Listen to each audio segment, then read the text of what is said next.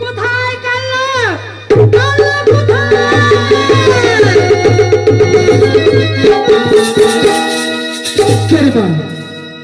কি জন্য আমায় স্মরণ করেছ পুত্র? তবে চরণে প্রণাম। আশীর্বাদ পুত্র।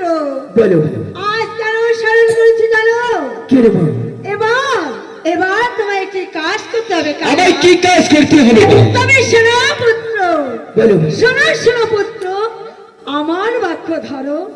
ওই সাঁওতালি পর্বত গিয়ে ওই বাড়া লঙ্কিতাকে তুমি দংশন করো।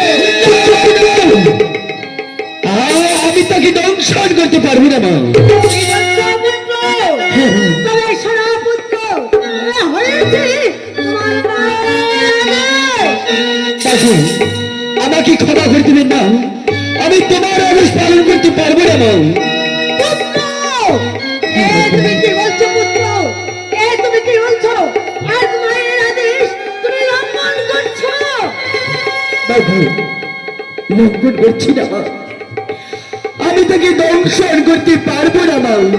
পুত্র তবে শোনো পুত্র, যদি তুমি এই লঙ্কিতাকে ধ্বংস না করো তাহলে তোমাকে কি বলে দেবো?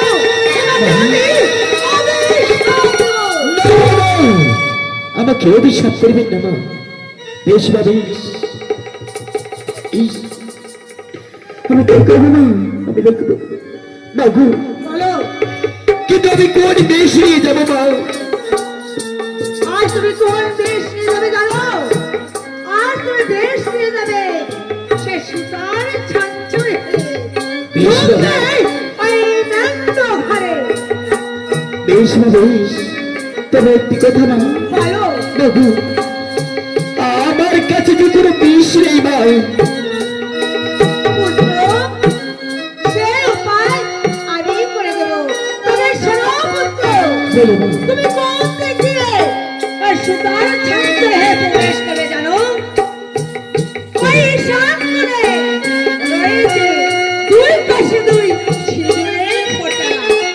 হ্যাঁ, দেখছো বাবা, সেখান থেকে আছে একটা সুতার ছাঞ্চু।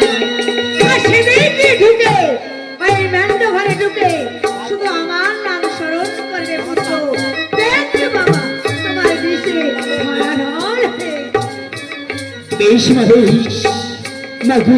বলো ওই সিরিয়া পর্বতে যাওয়ার পূর্বেই তোমার চরণে আমার 7 কোটি প্রণাম মা। ওগো জননী, বলো পুত্র। যদি কোনো বিপদে পড়ি তোমার স্মরণ করলে হ্যাঁ আমাকে উদ্ধার করবি মা। বেশ পুত্র, আমি তোমার কথা দিচ্ছি। সেখানে গিয়ে কোনো বিপদে পড়লে শুধু আমার নাম স্মরণ করবে। সেই বিপদ থেকে আমি তোমাকে রক্ষা করে নিয়ে আসবো পুত্র। আমি তোমাকে রক্ষা করে নিয়ে আসবো। বেশ মা, বেশ মাগু। আমি ছুটে চললাম সেই সিধুয়া পর্বতেই, বেশ সেই সিধুয়া পর্বতেই। তুমি